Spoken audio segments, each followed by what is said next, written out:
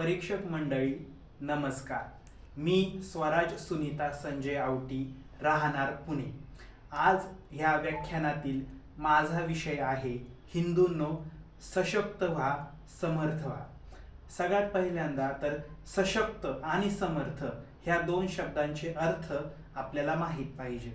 सशक्त म्हणजे आतमधनं बळकट होणे आणि समर्थ म्हणजे जे आपण बळकट झालेलो आहोत, योग्य वेळी योग्य दिशेला योग्य ठिकाणी आपली शक्ती वापरायची. मित्रांनो, माझा प्रश्न तुम्हाला असा आहे की आज आपण भारतामध्ये राहत आहोत, ज्या देशाची लोकसंख्या 80% जास्त ही हिंदू आहे, तरी देखील आज आपण ह्या अशा विषयावरती ज्यामध्ये म्हटलेलं आहे की हिंदूंनो तुम्ही सशक्त व्हा आणि समर्थ व्हा असं म्हणण्याची वेळ का आली. सर्वप्रथम हे जाणून घेण्यासाठी मला असं वाटतं की आपण इतिहासामध्ये डोकवायला हवं, कारण की मला असं वाटतं की आपण इतिहासामधनं काहीही शिकत नाही. इतिहासाचा जर अभ्यास केला तर आपल्या असं लक्षात येतं की इसवी सन 712 पासून ह्या देशावरती, ह्या भारतीय संस्कृतीवरती अरबी आक्रमणं सुरू झाली. मोहम्मद बिन कासिम याने 1712 मध्ये सिंधचा राजा दाहिर यांचा पराभव केला. परंतु ते काय पहिलंच आक्रमण होतं का, तर नाही. 712च्या आधी कितीतरी वेळा ह्याच कासिमने राजा दाहिरवरती, सिंधवरती आणि आपल्या भारतीय संस्कृतीवरती कितीतरी वेळा हल्ले केले होते. परंतु ते हल्ले आपण यशस्वीपणे उलटवून लावले. परंतु एक पराभव काय झाला आणि त्या ठिकाणी भारतीय संस्कृतीवरती मोठा आघात झाला. हेच नाही, ही तर फक्त सुरुवातच होती. याच्यानंतर मोहम्मद गझनी, मोहम्मद गौरी, बाबर, मुघल आणि शेवटी इंग्रज ह्या सर्व परकीय आक्रमकांनी ह्या देशावरती आक्रमणं केली. ह्या देशाला प्रचंड प्रमाणामध्ये लुटलं.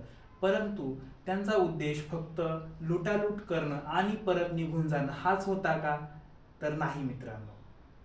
त्यांचा खरा उद्देश ह्या देशातील भारतीय संस्कृती, ह्या देशातील हिंदू धर्म याचा समूळ नाश करणं हाच होता.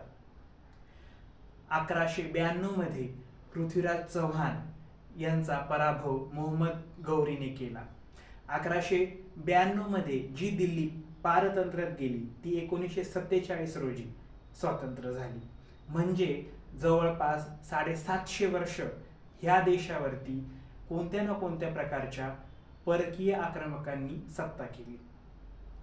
परंतु ह्या 750 वर्षांच्या कालावधीमध्ये कितीतरी भारतीय हिंदू वीर पुरुष आणि महिलांनी आपल्या प्राणाची आहुती दिली आणि ही संस्कृती, हा धर्म त्यांनी वाचवण्याचा प्रयत्न केला. पृथ्वीराज चव्हाण यांनी जंगलामध्ये राहून अकबराशी झुंज दिली. राणी पद्मावती यांनी जोहर करून खिलजीला आसमान दाखवले. तिकडे आसाममध्ये अहोम राज्यांनी सराईघाटच्या लढाईमध्ये ब्रह्मपुत्रा नदीचे पाणी मुघलांना पाजले. इकडे महाराष्ट्रामध्ये महाराणी ताराबाई यांनी औरंगजेबाला कडवी झुंज दिली. त्या सर्वांनी भारतीय संस्कृती, भारतीय परंपरा, भारतीय ज्ञान, भारतीय विचार, भारतीय धर्म वाचवण्याचा मोठ्या प्रमाणात प्रयत्न केला आणि 1947 साली आपण स्वतंत्र झालो. परंतु 1947 नंतर खऱ्या अर्थाने जरी आपण स्वतंत्र झालो असलो तरी आपला हिंदू धर्म स्वतंत्र झालाय का हे पाहणं गरजेचं आहे. आज आपण या ठिकाणी बोलत आहोत, परंतु तिकडे ह्याच ठिकाणी ह्याच वेळेस बांगलादेशमध्ये कितीतरी हिंदूंवरती अत्याचार होत आहेत. मागच्या वर्षापासून ते आजतागायत कितीतरी हिंदूंची निरपराध हिंदूंची हत्या करण्यात आलेली आहे. कितीतरी महिलांवरती बलात्कार झालेले आहे. दीपूचंद्र दासचं तर उदाहरण आपल्याला माहीतच आहे.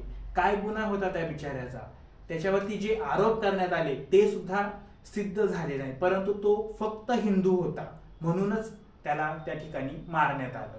आज जगाच्या पाठीवरती सगळीकडे रोहिंग्यांबद्दल बोललं जातं, रोहिंग्या मुस्लिमांचा प्रश्न उपस्थित केला जातो. परंतु तुम्हाला माहिती आहे का की रोहिंग्या मुस्लिमांसोबतच रोहिंग्या हिंदू नावाचा एक अल्पसंख्याक समूह रखाईन या प्रांतामध्ये म्यानमारमध्ये राहत होता, त्यांचा आपण विचार केला का?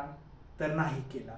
बांगलादेशने ज्या पद्धतीने रोहिंग्या मुसलमानांना घेतलं त्या पद्धतीने आपण, ती खरं तर आपली जबाबदारी आहे, भारताची जबाबदारी आहे की रोहिंग्या हिंदूंना सुद्धा भारतामध्ये घेतलं पाहिजे.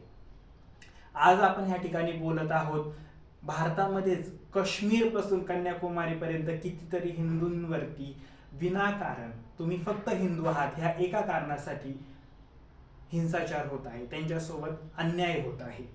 काश्मीरी पंडितांसोबत काय झालं हे तर आपण विसरूनच गेलो, पण तिकडं पश्चिम बंगालमध्ये आज हिंदूंवरती काय होते, मुर्शिदाबादमध्ये मागच्या वर्षी काय झालं याचा विचार आपण केलाय का? आपल्याला फक्त वाटतं की हिंसाचार हा ते फक्त हिंसाचार करतात, तर तसं नाहीये. वेगवेगळ्या मार्गांनी हिंदूंना ते लक्ष्य करतात. मग तो लव जिहाद असेल, लँड जिहाद असेल किंवा दुसरा काहीतरी प्रकार असेल. आताच्या घडीला ह्या जागतिकीकरणाच्या युगामध्ये मला असं वाटतं की आपण आपली संस्कृती ही पाश्चिमात्य संस्कृतीपासून वाचवण्याची खूप गरज आहे. ज्या पद्धतीनं भारतीय तरुण हे विदेशी संस्कृतीला बळी पडलेले आहेत, हे कुठे ना कुठे आपण थांबवायला पाहिजे. ज्या पद्धतीने विदेशी सणवार साजरे केले जातात आपल्या देशामध्ये, हे कुठेतरी थांबलं पाहिजे.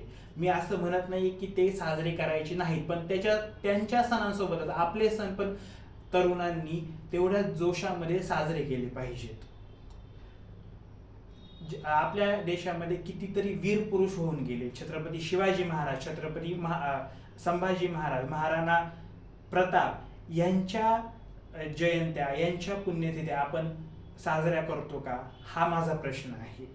मला असं वाटतं की हे सगळं करण्यासाठी आपण एकत्र यायला पाहिजे, सशक्त व्हायला पाहिजे, समर्थ व्हायला पाहिजे. आणि हे जे विदेशी आक्रमण आज सुद्धा आपल्यावरती चालू आहे त्याचा कुठे ना कुठे बंदोबस्त केला पाहिजे. एवढे बोलून मी माझे 2 शब्द थांबवतो. जय हिंद, जय महाराष्ट्र.